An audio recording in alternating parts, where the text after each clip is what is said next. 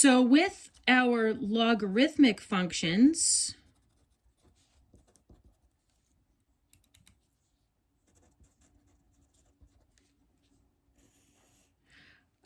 like our exponential functions, there is not one true parent log. So there are multiple forms of parent logs. For example, I could have log base 2 of x equals y. I could have log base 3 of x equals y. I could have log base, I could just have log of x equals y. And we know that if we just have log, the base is really 10. There's an assumed 10 there. So you can see these are all forms of parent logs because there's nothing with the x in h's place or k's. So after we go through graphing logs without transformations, we'll be looking at logs of the form log base b of x minus h plus k. And these behave exactly the same way they behave in exponential functions, but we're going to start basic with just the forms of logs. So as you can see, these are all forms of parent logs. There's an infinite number of parent logs because a parent log is just a base with an x and nothing else. So one thing we know when we're graphing or when we're dealing with inverses, and especially since exponential functions and logarithmic functions are inverses of each other, we get to take on all the different properties of inverses. So for example, step 1 in finding an inverse is let's switch the x and the y's. So if we wanted to graph a parent log, all of these y's become the x's and all of these x's become the y's. So when y is -1, x is 1 over b.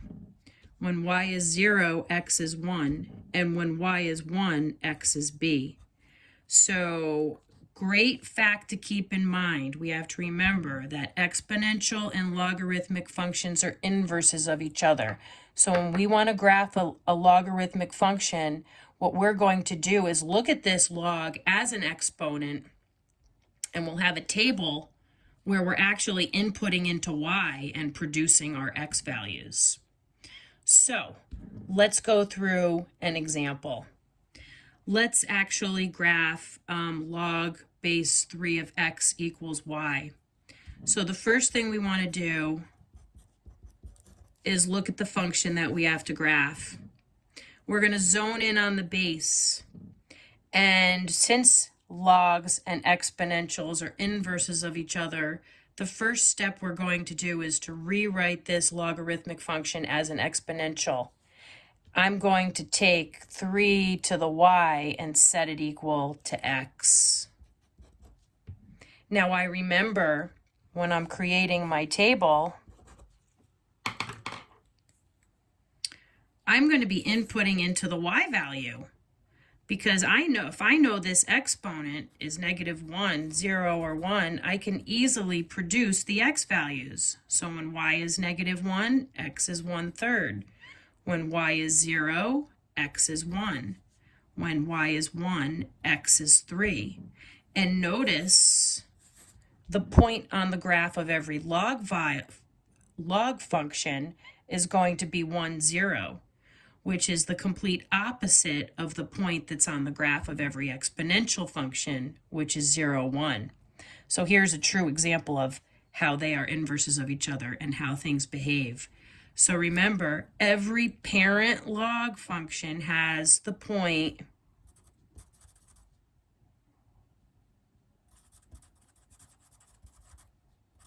one, 0. So when I go to graph this function, I come over to my graph. When x is 1/3, y is 1. So when x is 1/3, y is -1, I meant to say. When x is 1, y is 0. When x is 3, y is 1. Now, if exponential functions have horizontal asymptotes, and the horizontal asymptote of the parent exponential is y equals 0, well, since these functions are inverses of each other, if the exponential has a horizontal asymptote, the log will have a vertical asymptote. Y equals 0 is now going to become x equals 0. And that's right in line with these points. You can see that this log function gets closer and closer to x equals 0, but never quite touches it. I should have made that a little bit better too.